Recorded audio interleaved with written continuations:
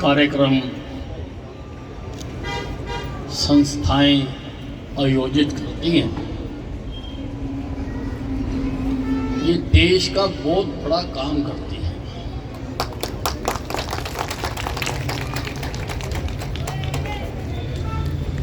ये लोगों को आपस में जोड़ कर रखती हैं और देश के, समाज के, अपनी बिरादरी के लोगों के सुख दुख में उनके साथ खड़ा होती है। और यहाँ की यादव सभा को तो मैं जानता हूँ कि हर समाज के कार्यक्रम में ये बढ़ चढ़कर भाग लेते हैं।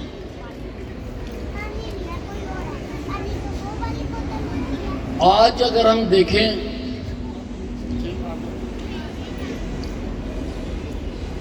तो समाज को जोड़कर रखने की बहुत आवश्यकता है। भिन्न भिन्न विदेशी ताकतें अपने भिन्न भिन्न कार्यकलापों से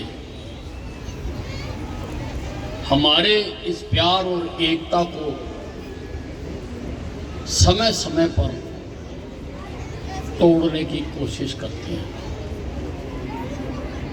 लेकिन इन सभाओं का, धर्म गुरुओं का, अन्य संस्थाओं का भी इसमें बहुत बड़ा योगदान है कि वो लोगों का आपसी जो मिलन है, प्यार है, उसको मजबूत करके रखते हैं। और पहली जमात में ही पढ़ाया गया था कि अगर हम इकट्ठे हैं तो हम मजबूत हैं, हम मजबूत हैं तो ये देश मजबूत है। हमारी मजबूती से ही देश की मजबूती बनती है। और मैंने देखा आज आपने अभी एक बच्चा जो एनडीए में शामिल हुआ है उसको यहाँ पर सम्मानित किया है। एक बच्चा जो एमडी बन गया वो खुद नहीं आ सका, लेकिन उसके पिताजी को आपने सम्मानित किया। और भी लोग जो समाज में काम कर रहे हैं, कोई ना कोई पद ले रखा है, पदाधिकारी हैं, आपने उनको सम्मानित किया। ये बहुत आवश्यक है। लोगों को इस प्रकार से सम्मानित करने से, हमने एक एनडीए के बच्चे को यहाँ पर सम्मानित किया और उससे ना जाने यहाँ बैठे कितने और बच्चों के मन में ये भावना पैदा हो गई होगी कि मैं भी कोशिश करूं और मैं भी इसी प्रकार से कोई चीज हासिल करके और मेरा भी कल को सम्मान हो। ये जो पॉजिटिविटी की सोच है, सकारात्मकता की जो सोच है, समाज को बनाने के लिए यह भी बहुत आवश्यक है। प्रेरित करना। अगर कोई गलत काम करता है तो हमारे संविधान में लिखा हुआ है कि उसको सजा दी जाती है माननीय अदालत द्वारा। निर्णय करके सजा दी जाती है। लेकिन कोई अच्छा काम करता है, माफ करता है, उसको क्या इनाम देना, ये किसी किताब में नहीं लिखा हुआ, किसी किताब में नहीं लिखा। जबकि इसका होना बहुत जरूरी है। गलत को सजा और ठीक का उत्साह वर्धन करना, ये बहुत आवश्यक काम है। और मैंने देखा है कि ऐसा काम संस्थाएं, सभाएं समय समय पर करती रहती है, जिससे लोगों में और भी प्रेरणा होती है कि हम भी ये करें। हम भी जब छोटे होते थे, मैं आपको बताता हूं, और जब ऐसे किसी कार्यक्रम में मुख्य अतिथि के द्वारा किसी बच्चे को बुलाकर सम्मानित किया जाता था, तो हमारे दिल में भी वो चिंगारी फूटती थी कि हम भी कुछ करें। ऐसा ही हर आदमी के मन में ये चिंगारी फूटती है और फूटनी चाहिए।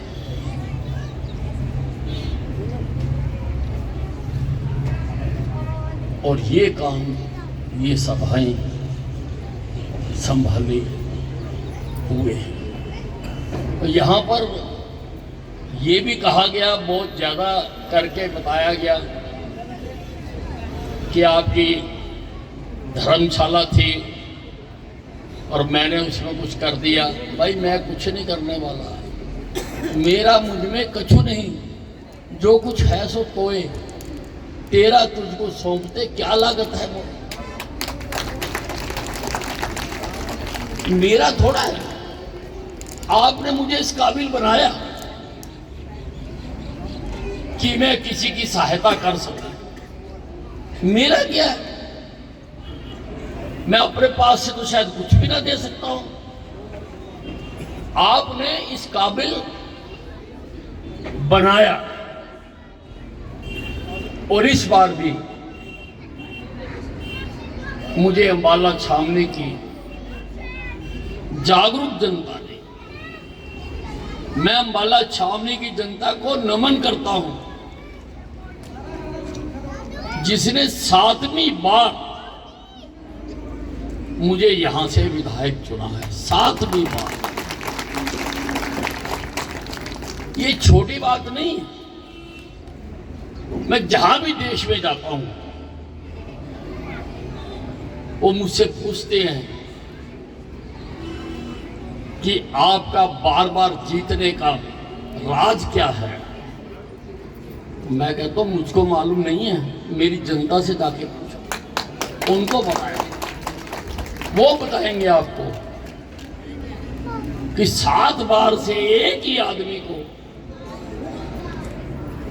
और जबकि मुकाबले में कैसे कैसे फ्रेब, छल, कपट, पैसा का इस्तेमाल होता है, उसके बावजूद आप लोग मुझे यहां से बार बार जिताने का काम कर रहे हैं। और मैं भी ये सोचता हूं कि मुझे अपनी पूरी ताकत लगाकर ये जो जनता का उपकार है मेरे ऊपर, जनता का जो उपकार है मेरे ऊपर, मुझे पूरी ताकत लगाकर इसका अंबाला की जनता को देना चाहिए। और आप देखिए, चुनाव जीतते ही कुछ काम करे हैं मैंने, पुराने कामों को आप जानते हो, प्रोफेसर साहब भी यहाँ बता रहे थे। चुनाव जीतते ही मैंने सिविल अस्पताल के आगे एस्केलेटर का उद्घाटन किया, ताकि दुर्घटना में जो नुकसान होने की संभावना थी, क्योंकि 3000 मरीज रोज अंबाला छावनी के इस सिविल अस्पताल में इलाज करवाने के लिए आते। 3000 पहले नहीं आते थे। पहले जो पुराना खैराती अस्पताल था, यानी मेरी सरकार आने से पहले इसी सिविल अस्पताल में एक दिन में 300 से ज्यादा मरीज नहीं आते थे, रिकॉर्ड की बात है। लेकिन अब मैंने उसको गिरा के नया अस्पताल बना दिया। अब 3000 से भी ज्यादा मरीज रोज आते हैं, 3000 से भी ज्यादा। तो कोई दुर्घटना ना हो जाए, एस्केलेटर चला के दिया। सरकार ने इस बार मुझे ट्रांसपोर्ट मिनिस्टर बना दिया। ट्रांसपोर्ट मिनिस्टर बना दिया तो मेरी एक सोच रही है कि मुझे सरकार जो भी बनाए, मिनिस्टर तो मैं सारे प्रदेश का हूं, परंतु अंबाला छावनी को उसका विशेष उपहार मिलना चाहिए। अब मुझे स्वास्थ्य मंत्री बनाया तो मैंने सिविल अस्पताल और आपका कैंसर अस्पताल और होम्योपैथिक कॉलेज अंबाला छावनी में मंजूर करा दिया। मुझे खेल मंत्री बनाया था तो मैंने आपका फुटबॉल स्टेडियम फीफा अप्रूव्ड,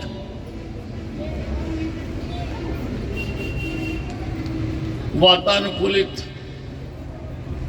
आपका स्विमिंग पूल और जिम्नास्टिक हॉल, बैडमिंटन हॉल, ये जब मैं खेल मंत्री था ये मैंने तब बना के दिया। मुझे साइंस एंड टेक्नोलॉजी का मंत्री बनाया तो इंडियन ऑयल के पास साइंस म्यूजियम मैंने मंजूर करा के दिया हुआ है। थोड़ा किसी कानूनी अड़चन की वजह से रुका हुआ है। सारा देश देखने आया करेगा इसको। जब मैं लोकल बॉडी मिनिस्टर था तो मैंने बैंक स्क्वायर बनवा के दिया। देखा आपने कभी बैंक स्क्वायर जाके? अंबाले की शान बनेगा बैंक स्क्वायर। पर मैं चाहता हूं कि मेरे शहर को मिले उसका तो ट्रांसपोर्ट मिनिस्टर बनाया तो पहले दिन ही मुझे नमस्ते करने के लिए अधिकारी आए। मैंने उनको कहा कि यहाँ पर पिछले 25 साल से लोकल बस सर्विस बंद है, मुझे उसको दोबारा शुरू करना है। और 3 दिन बाद हमने अंबाला से बाला शहर तक की लोकल बस यहाँ से शुरू करा। 3 दिन बाद शुरू करा दी। अब मुझे लोग बताते हैं कि भर के जाती है। मैंने कहा मैं 2 और डाल दूंगा, मंत्री हूं भाई और चला दूंगा, लोगों को फायदा मिले। लोग जाते थे किसी भी तरह से जाते थे पर कठिनाई से जाते थे, और चला देंगे। अब 3 बसें चल रही हैं। एक चलती है कलर रेडी से, दूसरी चलती है बो से, बोबियाल टांगरी के बंदे से होते हुए महेशनगर सारा होके आती है। एक चलती है इधर से चंद्रपुरी, सुंदरनगर, बछोंडा, शाहपुर, उधर से होके और वो आती है। और ये सारी बसें सुभाष पार्क पे रुक के जाती हैं ताकि दूर दराज के लोग भी सुभाष पार्क का फायदा उठा सकें। जो सुभाष पार्क बना के दिया मैंने, जो दूर दूर से लोग देखने आते हैं जिसको, ताकि वो भी उसका फायदा उठा सके। और फिर मैंने ये नेड़े वाला ओवर ब्रिज बना के दिया, उसका उद्घाटन किया नेड़े वाला। ये रेलवे लाइन की वजह से शहर से कटा हुआ इलाका था सारा। मैंने 4 पुल मंजूर करा के दिए, एक नेड़े वाला जिसका मैंने उद्घाटन कर दिया, एक शाहपुर का बना के दिया जो साल पहले का शुरू हो चुका हुआ है, एक घसीटपुर का, टांगरी के बंदे वाली सड़क को रेलवे लाइन के नीचे से निकाल के जीटी रोड से जोड़ रहा हूं। मुश्किल काम है वो, क्योंकि मैंने अधिकारियों को कहा है कि जिस दिन टांगरी भरी हो उस दिन भी ये सड़क चलनी चाहिए। वो टेक्निकली उसको कर रहे हैं, मैं देखने गया था 2-3 दिन पहले, अच्छा काम कर रहे हैं, वो बना के दे रहे हैं। और ये पुल के भी पैसे आ गए हमारे पास, छोड़ने वाले। तो अब रेलवे लाइन या जीटी रोड हमारे शहर के बीच का विभाजन नहीं कर सकेंगे। अब ये शहर जुड़ गया आगे के इलाके के साथ में, और चारों तरफ मैंने बना दी रिंग रोड। ये शहर आपका रिंग रोड तक सारा का सारा फैल जाएगा, ये नगर से महानगर बन जाएगा, नगर से महानगर बन जाएगा। कोशिश करेंगे कुछ सेक्टर भी ला दें हुड्डा के, जहां कुछ और, लेकिन ये वहां तक चारों तरफ रिंग रोड भी बहुत तेजी से बन रही है, तेजी से बन रही है। और जो अंबाला से दिल्ली वाया शामली मैंने सड़क बन मंजूर करा के दी, वो भी बड़ी तेजी से बन रही है। तो मैं अभी कोई काम बताने का समय नहीं है, और एक मैं बात कर रहा था कि अगर आप मेरे को वोट देकर जिताते हो तो मैं उसको व्यर्थ नहीं जाने देता और ना जाने दूंगा। अभी यहाँ पर बताया कि कोविड के दौरान मुझे भी भाइयों कोविड हो गया था, और मुझे तो इतना ज़्यादा हो गया था कि मैं तो ऊपर वाले के दरवाजे तक चला गया था। मैं देख आया कैसा दरवाजा लगा हुआ है, लक्कड़ का लगा हुआ, मैं देख आया। मुझे मेदांता अस्पताल के डॉक्टरों ने कह दिया था कि कोई उम्मीद नहीं, मुझको कहा। मैंने कहा बचने के कितने चांस? कहते सर कोई नहीं। रोने लग गए डॉक्टर सारे के सारे। मैं कहा चिंता मत करो, मुझे चाय पिलाओ, मैं बैठूंगा यहीं पे। मैं बच के आ गया, और बच के आ गया। इतनी खराब हालत में भी मैं घर नहीं बैठा भाई और बहनों, मैं ऑक्सीजन का सिलेंडर लगाकर 2 महीने काम किया।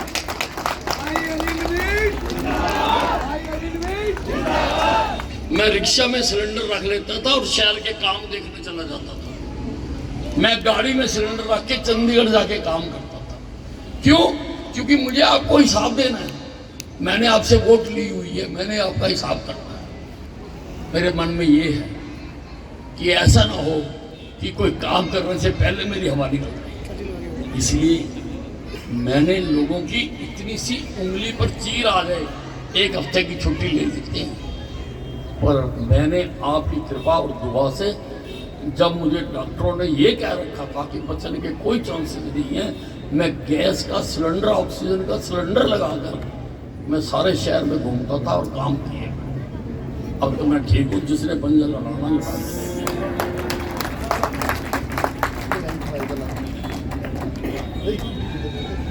तो भाई और बहनों, आपके बीच में आके बहुत अच्छा लगता है। मन कहीं का कहीं निकल जाता है, बात कहीं की कहीं हो जाती है। मुझे आपसे बातें करने अच्छा लगता है। आपने ये कार्यक्रम किया और मुझे बीच में आने का अवसर दिया, मेरा सम्मान भी किया। मैं आपका आभार प्रकट करना चाहता हूँ। धन्यवाद।